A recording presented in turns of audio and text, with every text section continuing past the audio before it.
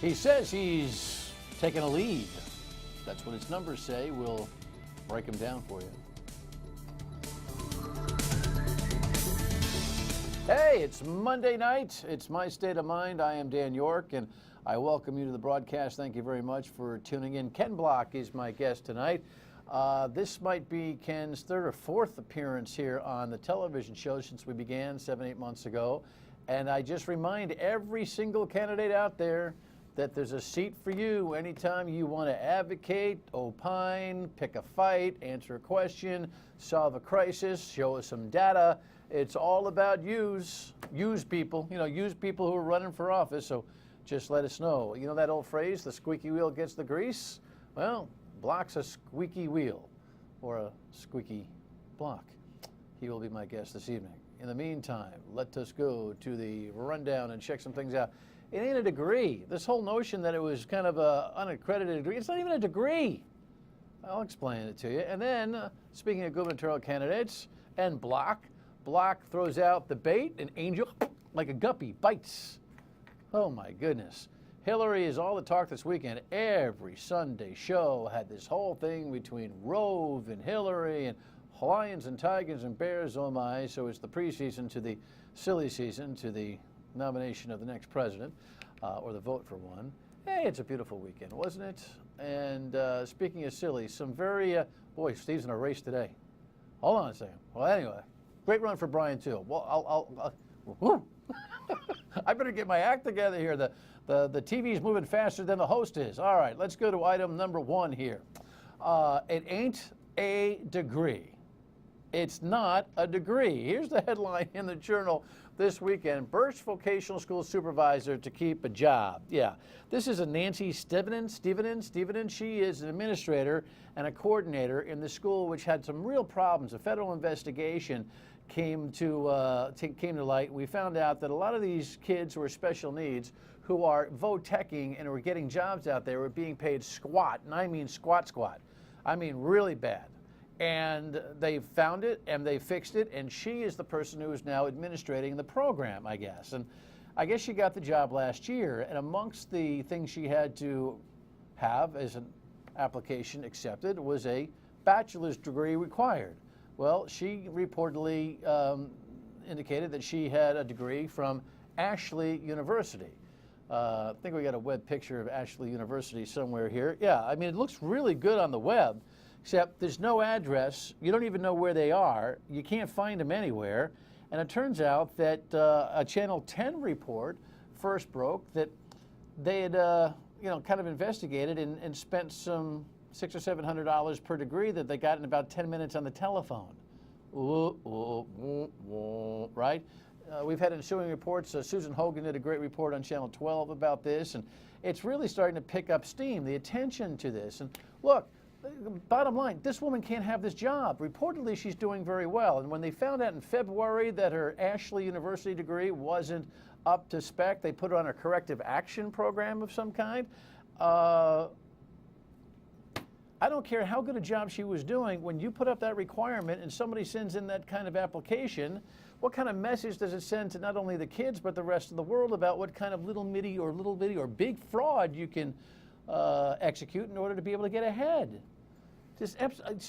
Something's weird about this story. Something's just very weird about this story. Either they don't do their diligence when people apply and check that degrees are real, or somebody was helping somebody to help somebody else. Susan Lucy, the superintendent of schools, is adamant that this is still a good hire, and she said something like, to the Journal, to Linda Borg of the Journal, it's not like she said she went to Harvard or something. No, she didn't assert she went somewhere else. She just put in a degree that wasn't up to snuff. So that's bad, and they better fix it. So on the next item for conversation, Angel Taveras ends up taking the bait because Ken Block, Republican candidate for governor and guest here tonight, put out a press release that indicated that he thinks, he just says, listen, Taveras got to take action on this. He's right. I don't care if it's Ken Block or, Joe Blow from Idaho, I mean, who cares?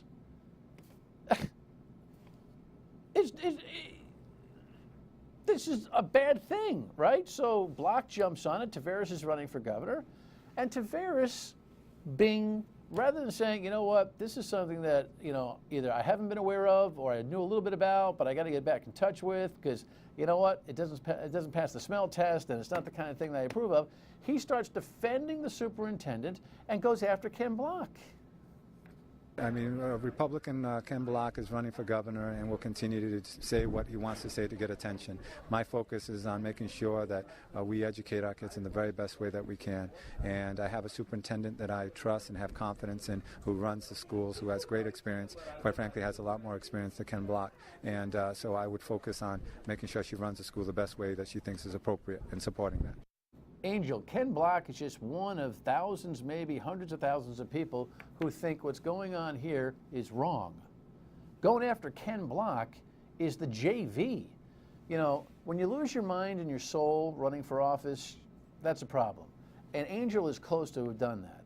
What he needs to do in a day or so is say, you know what, I've revisited this thing, I've looked at it, I don't like it, and we'll do what we can about it. Now, the legal ramifications of this, now that it's gone this far, may be very difficult for the city of Providence to manage and actually remove this woman. But at least get some common ground with most folks who understand how bad this is. Angel, this could be a one-day story for you or a one campaign over story for you. Your choice, buddy. Bad move to go back after Ken Block. Ugh. Not very sophisticated.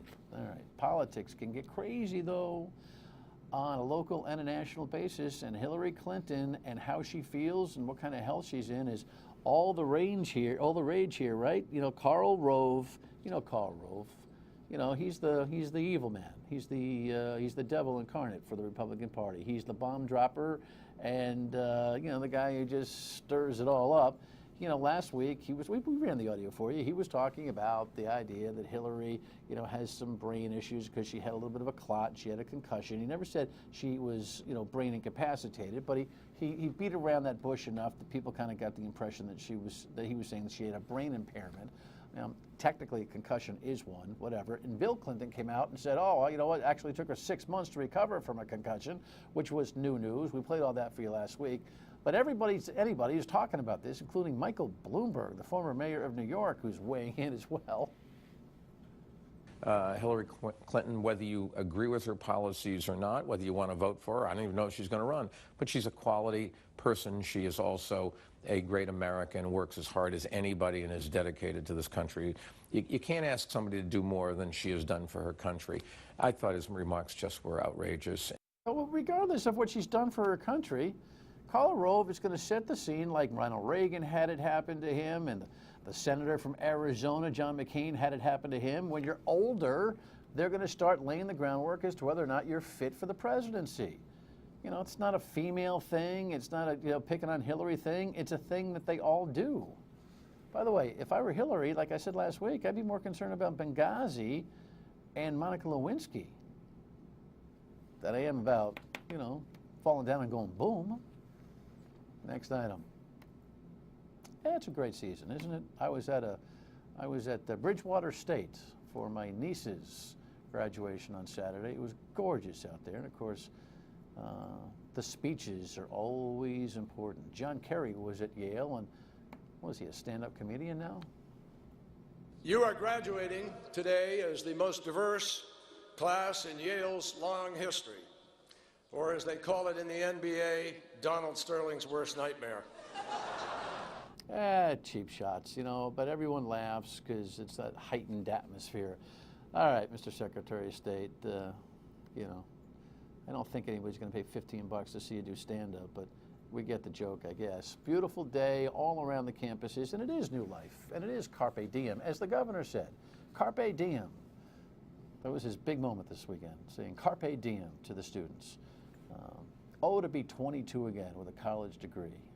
Would you do it all over again? Would you? That's some water cooler chatter, don't you think? And speaking of schools, great run for Bryant athletically, lacrosse and softball. Lacrosse making it to the NCAA tournament and going to the quarterfinals. Here's Mike Pressler, the guy who came from Duke and has turned that program into a nationally recognized, not powerhouse, but close to it. And the softball team under Shane Latito made it for the first time to the NCAAs. Here's the windup of the pitch. Deep to left center field. That's a grand slam. And Bryant goes up 4-2 against Oklahoma. They lost 14-4, but pretty good. Bryant is on the move, man. You got to give him credit. All right, we come back. Speaking of on the move, Ken Block says his polling data says he's on the move. We'll see. Stay with us.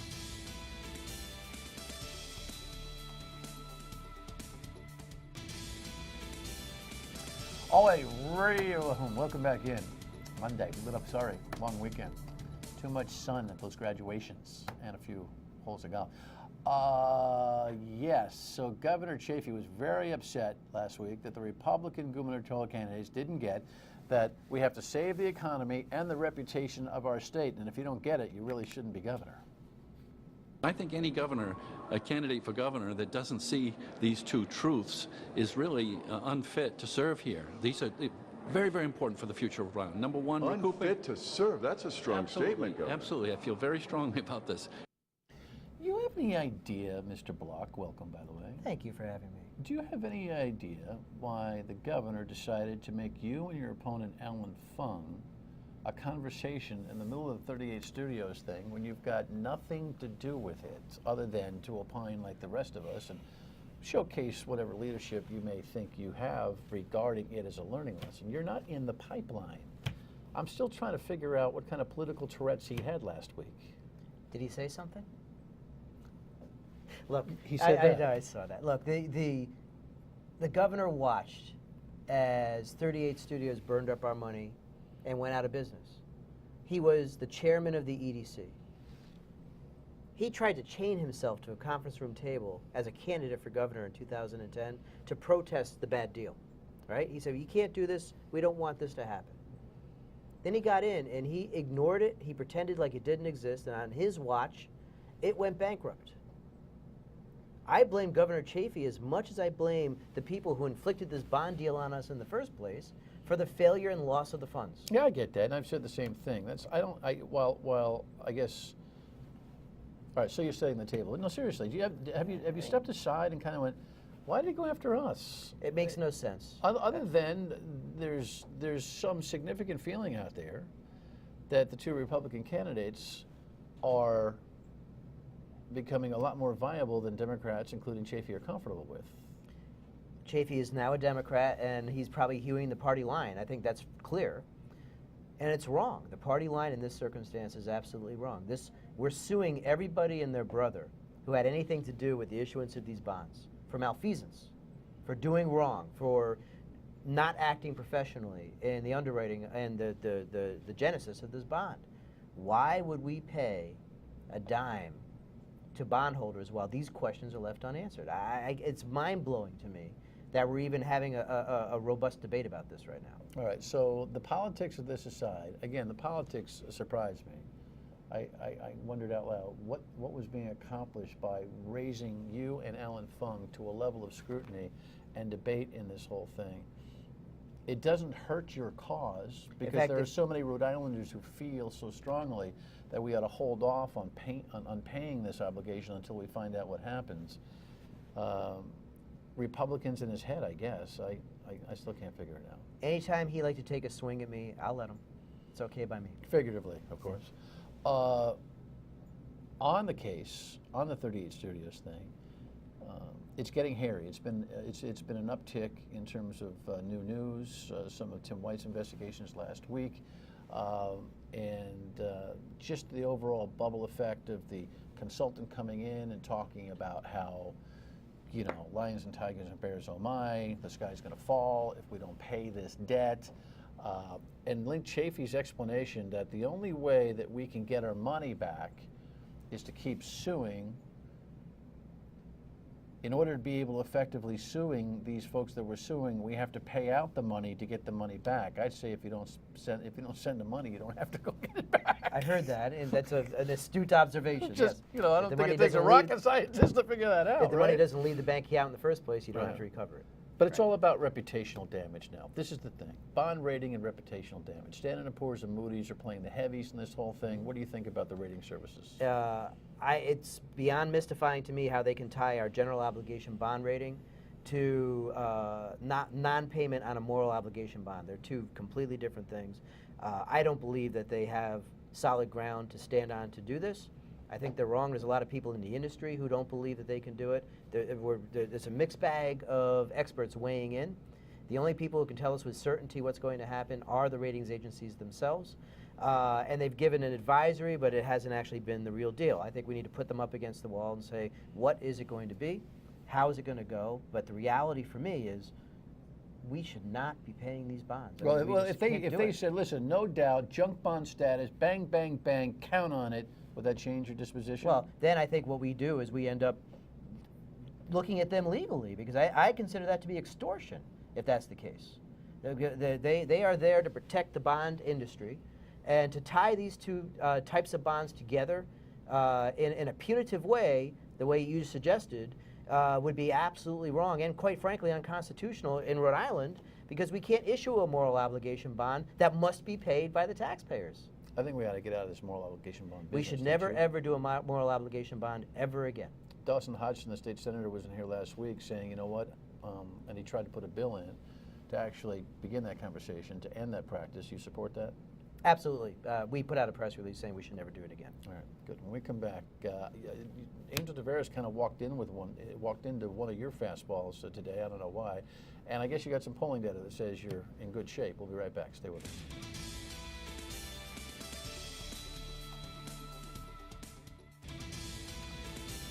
With Ken Block, Republican candidate for governor. So Angel Tavares today kind of walked in, if you folks are watching in the rundown, he walked into your criticism. I don't know what he was thinking. All he had to do was say, like most people think, the hiring of this administrator at the Birch Vocational School by the superintendent et al. In the city of Providence looks like a duped situation. This woman did not have an accredited degree. Looks like a stunt was pulled. Correct it. Instead, he's defending the decision. He's going after you for point. Is it always going to be this easy for you in a campaign? Because I don't get it. It would appear that common sense has not only left the building, it's left the city of Providence, and I think it's left the state of Rhode Island. When someone attains a job through lying on their application. Well, she didn't lie. Right? Well, it was mandatory a bachelor's degree. She put in Ashley University. It didn't call for accreditation. Now we all know what the good faith and common sense ought to be in that. All right. I don't know if she lied. She put in a phony. It's a phony degree. It's not even a degree. It's right. Whatever it is. Whatever it is, it's phony. And the worst part of this is that somebody with proper qualifications probably didn't get that job, because somebody misrepresented and what the training was that they came into. It's easy to unwind. It may not be easy to unwind her particular thing based on legal issues now, but Angel Tavares took your bait. You went after him instead of him just saying, hey, listen, Ken agrees with a lot of people, and frankly, after looking at it again, so do I, this is problematic. He goes after you. It doesn't get any better than that. You can't get that blank-eating grin off your face over the whole thing. I mean, Angel, what are you doing? Speaking of grinning, you've got some polling data that you say tells us a whole different story. Let's put up some of the numbers. This is your internal poll, correct? Correct. All right. So back in October of last year, you say Alan Fung had you 53-25. Funny how you didn't publicize this back in October. It's funny how that goes, you know. But now you're up 46-37. You say in this poll. Let me show the other data.